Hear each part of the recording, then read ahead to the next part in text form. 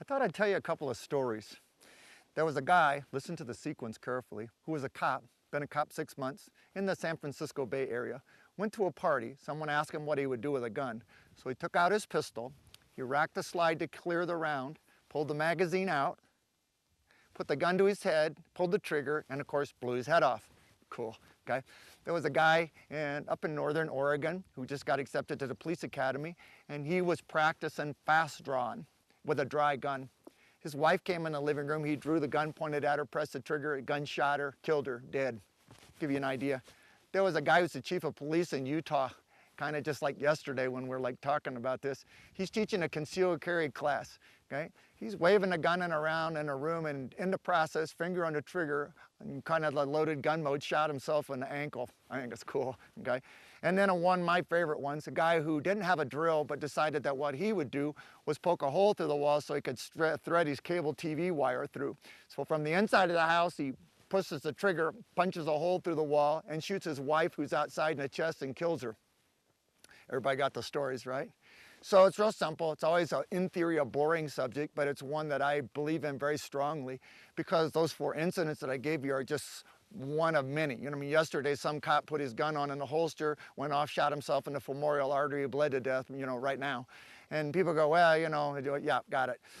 Let's face it, there are 4 safety rules that we've used. If you look at chat room forums, they're full of experts who don't use their real names, okay, blah, blah, blah. We have a whole generation of experts, okay?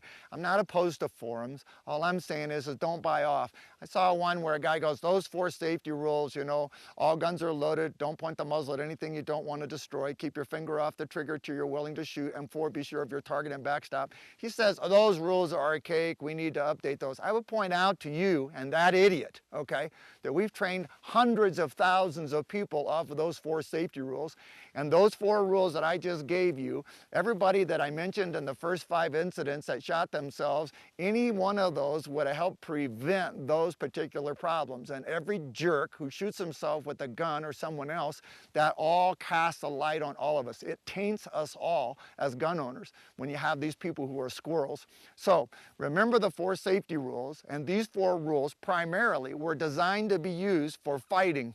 We simply use them everywhere else because they give us discipline and organization. Rule 1, all guns are always loaded. Even on the range, if I tell you administratively unload, mag out, round out of the chamber, sequence correct that time, right? I still wouldn't let you point guns at me, nor would I point them at you. Because if you remember, it's a lifestyle change. It's like carrying a gun concealed. Adhering to safety and safety rules is a lifestyle change.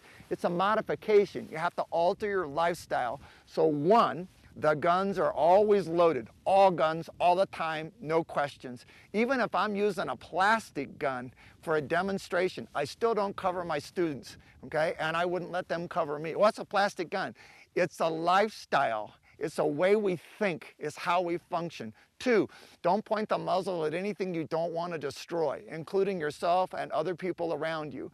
You'll see these goofy things where people are pointing, well, it's tactical, crisscross, but most of you aren't tactical. You're not SWAT, you're not in the Army, and if you were, I would point out to you, SWAT cops shoot each other all the time, and the Army people kill themselves all the time and each other. So apparently that wouldn't be my best general guideline, and that's not intended to be demeaning about those people. I mean, they got guns. If you handle them enough, something can go wrong, but we want to preempt that if we can. The next one, 3, keep your finger off the trigger to your sights on the target. Simple question here. How many of you watching this have been in a gunfight? And how many of you have tripped and fallen? And which have you done more of? So at 3 o'clock in the morning with a heart rate of 170, I get up, wet spot in my shorts, the kids are screaming at the end of the hall. I'm gonna get up, take the safety off if I have one, put my finger on the trigger and stumble down the hallway full of cat toys. Trust me, walking downstairs, walking upstairs, finger on the trigger, it's not a question of if you're gonna, it's only a question of when. So you just gotta be really cool. Simple guideline for me, maybe for you. I'm on the target, I'm on the trigger. I'm off the target, I'm off the trigger. If I'm on the target and on the trigger, it doesn't mean I'm going to shoot them. It means I'm going to shoot them if they don't comply with my request. Get out of my house. Guy starts forward towards me with a knife in his hand. I would shoot and defend myself. It's just that simple. 4, be sure of your target and backstop. Don't shoot at sounds and shadows. I heard a noise in the hallway. Could be your kids, could be your grandkids. Hell, it might even be your favorite dog. And there I am, boom, I was scared of the dark. If you're scared of the dark, turn on the lights, okay? Or get rid of your gun. But quit doing this goofy stuff. And I don't mean you, I mean us as a general shooting population. So, all guns are loaded. Don't point the muzzle at anything you don't want to destroy. Keep your finger off the trigger till you're on the target and willing to shoot. 4, be sure of your target and backstop. Have a good time shooting. Watch those public ranges.